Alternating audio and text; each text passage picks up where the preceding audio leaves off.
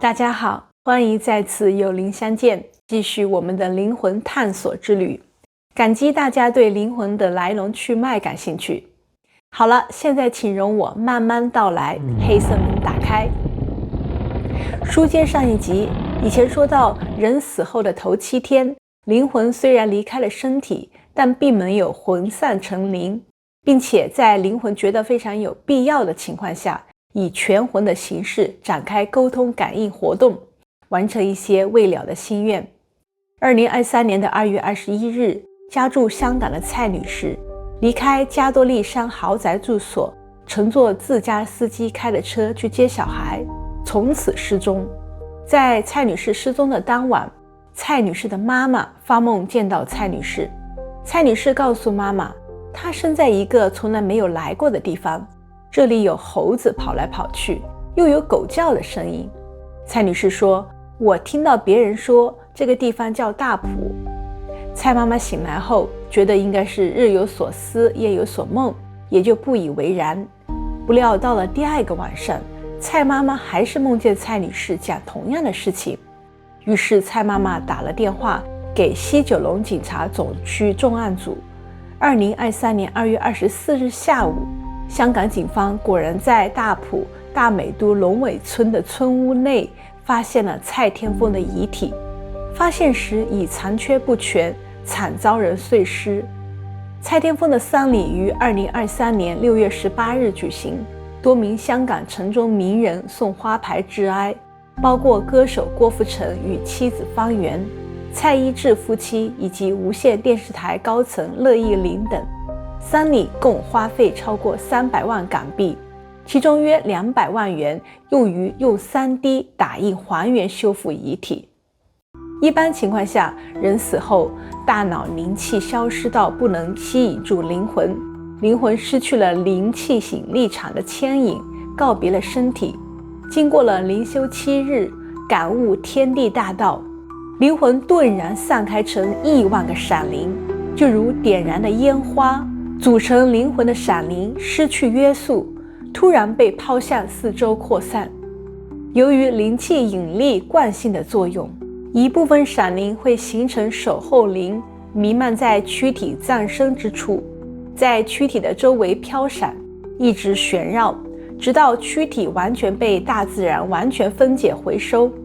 灵气引力惯性导致闪灵不容易改变原来的状态，除非有其他外部的因素影响。惯性在宇宙中无处不在，它影响着行星运行、物体运动。同样，惯性也会影响闪灵的运动。正常入土为安的身体，在死亡后，最开始融入大自然的是占人体 70% 的水分，水分会逐渐蒸发或被土壤吸收，再次回到大自然的水循环中。随后，皮肤和肌肉在微生物和昆虫的作用下被分解，其中的蛋白质和脂肪会转化为简单的有机物和气体，比如二氧化碳、氨和硫化氢。而内脏器官因含水量高，分解速度较快，它们释放出的养分会直接被周围的生态系统吸收。而骨骼则是最坚硬的部分，由于主要是由无机物组成，它们的分解过程缓慢，可能需要几十年甚至上百年，最终化为钙、磷等矿物质融入土壤。牙齿和头发保存的时间更长，但也会在时间的侵蚀下逐渐消失，最终整个身体会化为水、气体、矿物质和有机物，成为土壤和环境中的一部分，滋养新的生命。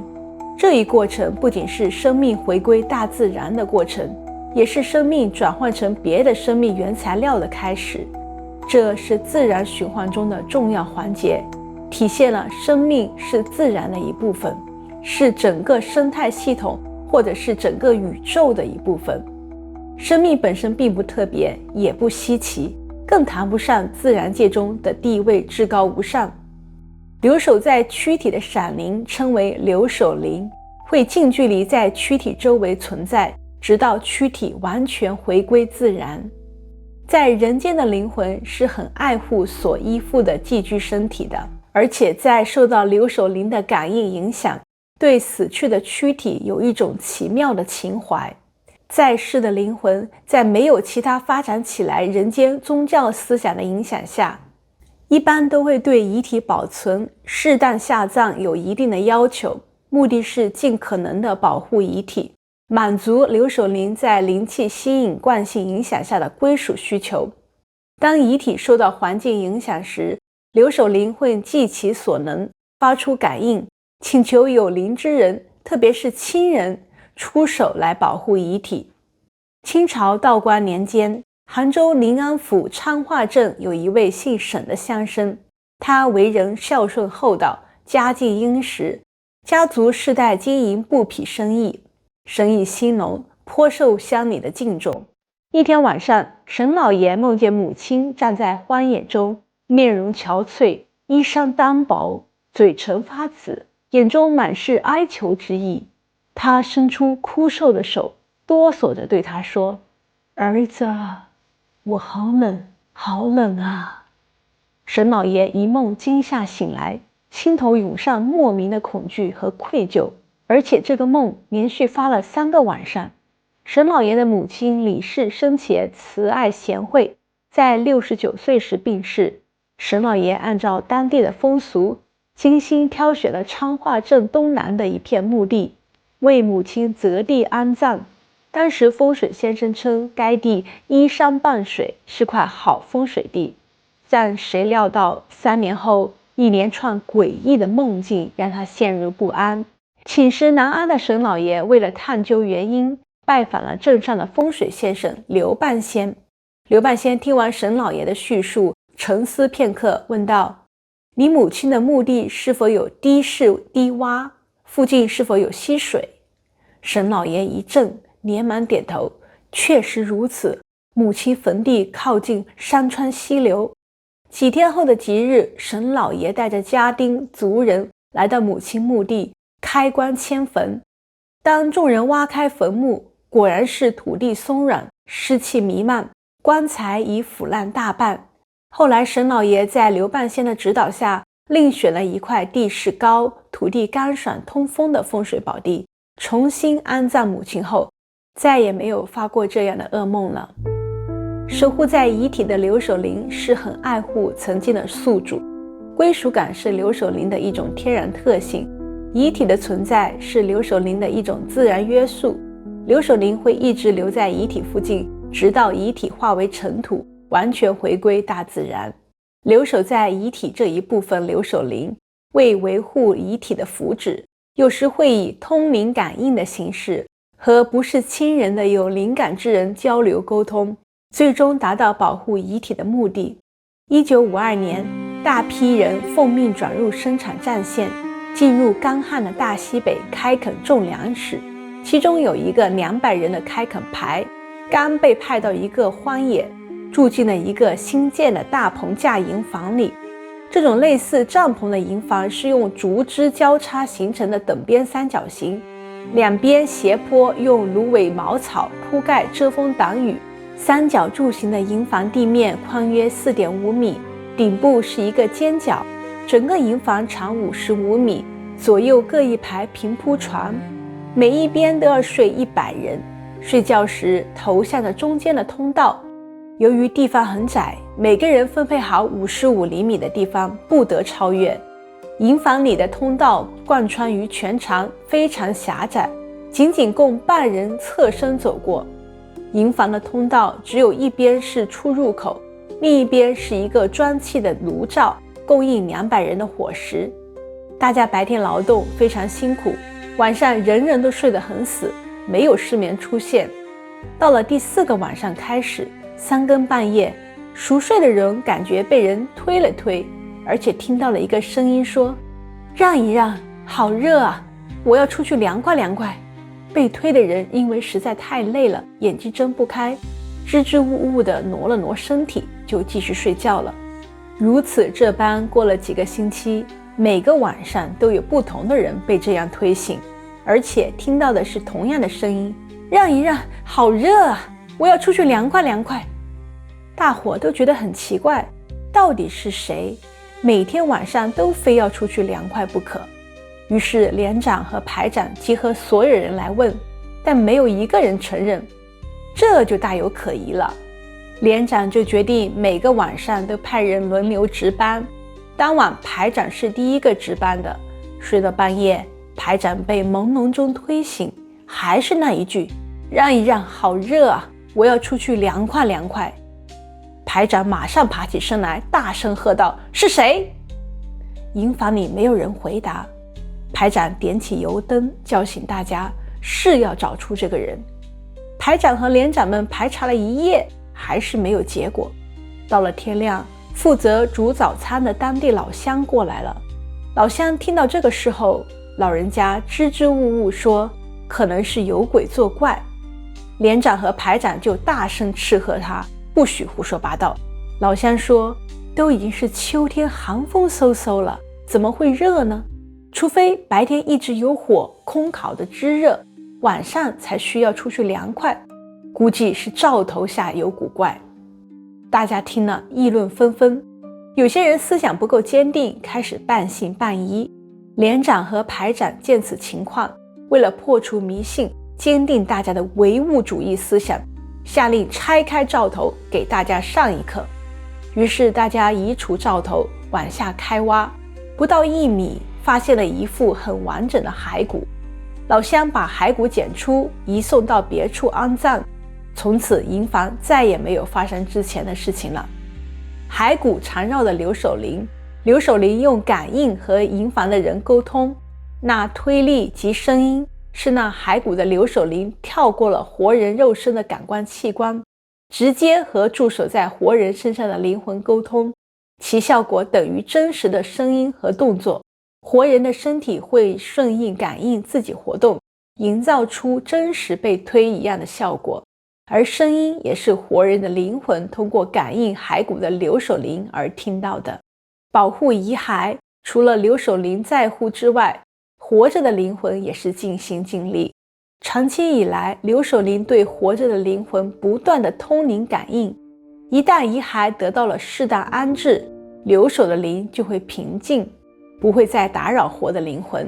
慢慢的，活着的灵魂就感应到了这份平静和心安。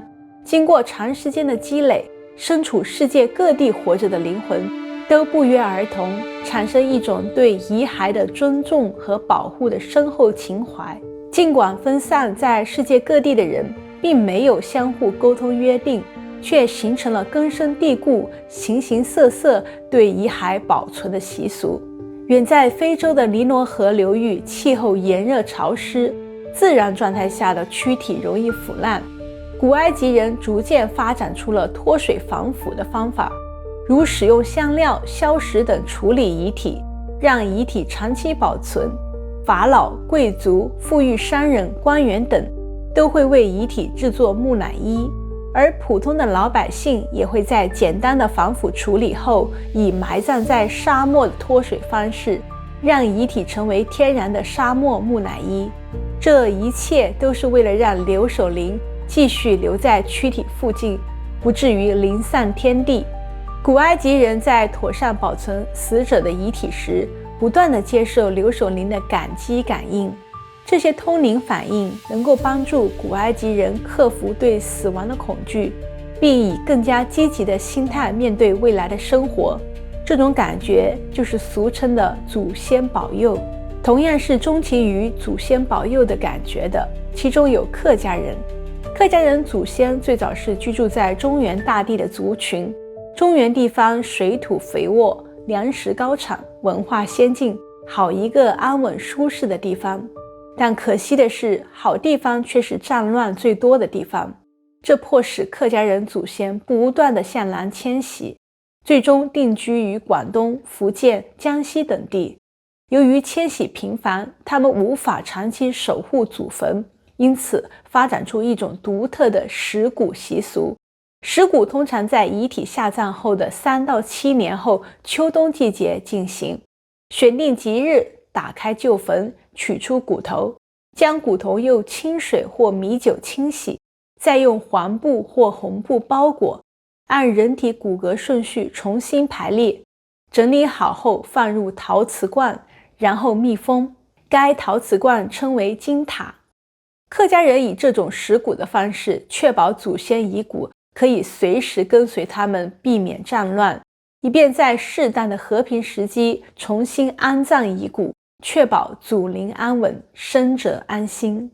遗骨的妥善保存，留守灵的持续存在，让每次前来拜祭的后人有机会接收到留守灵的感激感应，继而形成一种对迎接现实生活挑战的斗志和信心。不少后人会在拜祭祖先后斗志昂然，成功克服生活中遇到的挫折。这就是我们平时所说的冥冥中自有庇佑。留守灵除了有时会为遗体的状况与一些活着的灵魂有感应交流之外，大部分时间是不会打扰活人灵魂的。但有一种特殊的留守灵，他们并没有留守在遗体附近，而且造成对活人灵魂的一定干扰。清朝嘉庆年间，南京秦淮河畔山谷云集，画舫穿梭，青瓦白墙的深宅大院错落有致，其中朱家乃当地颇具声望的盐商之家。朱家宅地位于夫子庙东侧的文德桥附近，临水而建，门前便是烟波浩渺的秦淮河。宅主朱翁年近50，家资丰厚，经营盐业，盐船南来北往，生意极为兴隆。朱翁有一独女，年方16，生得秀雅清丽，深得父亲宠爱。朱小姐生活无忧，独爱一面精美的手持砖镜，这是朱翁在一次南下杭州洽谈盐务时，途经扬州买来送给女儿的。这面镜光滑如水，朱小姐非常喜欢。每入梳妆时，朱小姐都要用此镜细细端详自己的容颜，左看右看，喜爱得不得了。有一年冬天，秦淮河畔细雪初降，虽天气凉寒，江边路上一片冷清，但水面波光粼粼，景色很美。朱小姐披着白狐裘衣，偷偷地带着贴身丫鬟出门游赏。她手中仍握着那面扬州带回来的妆镜，一边行走，一边对着镜子端详自己。说话间，朱小姐走到了文德桥上的边沿，河水在桥下滚滚流淌，不知是脚下打滑，还是手握不紧，这面妆镜竟脱手而出，直接落入河中。朱小姐惊呼一声：“啊，我的镜子！”竟本能的探身伸手去接，谁知脚步不稳，整个人跌入了冰冷的河水中。朱小姐堕入水中后，拼命的挣扎，却仍不忘去抓那面镜子，而冰冷的河水灌入肺腑，最终淹死于河中。几日后，朱家派人打捞起朱小姐的遗体，却始终未见那面妆镜。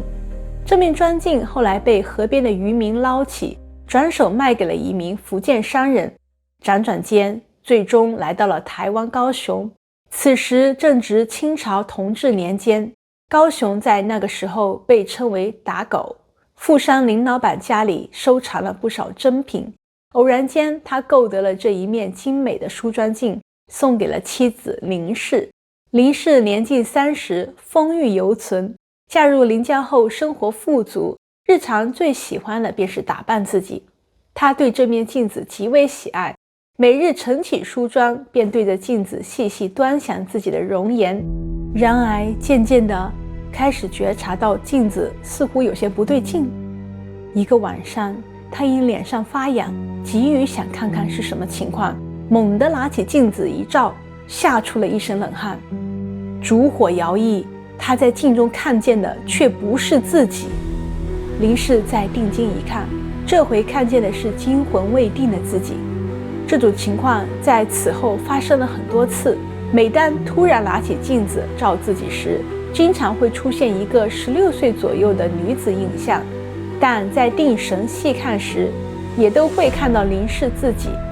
后来林氏再也不用这个镜子了。经旗津天后宫高人指点，林氏把镜子扔进了高雄的爱河里。16岁的朱小姐非常喜欢这面镜子，长期抓握镜子来整理自己的容貌，一丝丝的灵气转移到了镜子上。朱小姐溺水身亡后，镜子上的微弱灵气吸引力远远不能够吸引住灵魂，但对吸引住一部分的留守灵却是绰绰有余。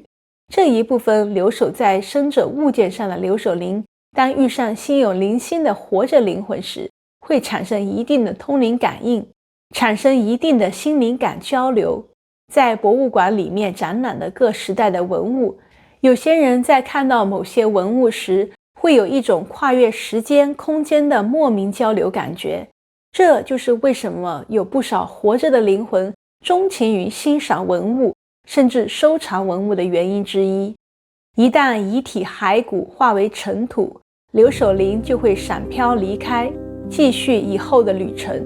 世界有不少宗教和习俗选择让遗体尽快重新融入大自然的方式来安置遗体，例如印度教徒选择把遗体或火化后的骨灰投入恒河，他们相信恒河水能净化罪孽，让灵魂得到解脱。佛教徒大多认为身体是由地、水、火、风四大元素组成，死后归于自然。火化象征着肉体的解脱和灵魂的解放。西藏的佛教选择天葬，认为提供身体给自然界的生灵，象征着布施，符合佛教中的慈悲思想。现代人提倡环保，遗体火化后进行骨灰树葬、花葬、海葬等等，这也是一种让遗体归于自然的方式。没有了留守灵，现代人梦见过世亲人的机会越来越少了，牵挂也越来越少。轻松上路或许会更加符合快节奏的现代人的打拼人生。忙碌的生活工作，有时候活着的灵魂连脚上受伤流血了也迟迟未能感知，原因是现在太忙了，哪有时间理这些。遗体回归自然后，留守灵就会失去灵气惯性引力的束缚，和当时从灵魂散开的其他闪灵一样，进入了下一个旅途。那么灵魂散成的闪灵，下一个旅途是什么呢？他们又会去哪里呢？那新生婴儿的灵魂是哪里来的呢？灵魂探索之旅的时间过得真快，转眼这集的时间又到了。因为灵魂的故事内容丰富博大精深，这个灵魂系列将会有很多集，内容涉及面很广。例如，动物有灵魂吗？灵魂如何选择一个人的？性格与灵魂的关系，天才与灵魂，自闭症与灵魂，身体与灵魂，健康与灵魂，战争与灵魂，缘分家庭与灵魂，外星人与灵魂等等。希望大家点赞关注并转发给有灵气之人，您的支持是我讲下去的动力。感谢大家百忙中抽时间了解灵魂，制作不易，真诚不减。我们下集灵魂之旅再见。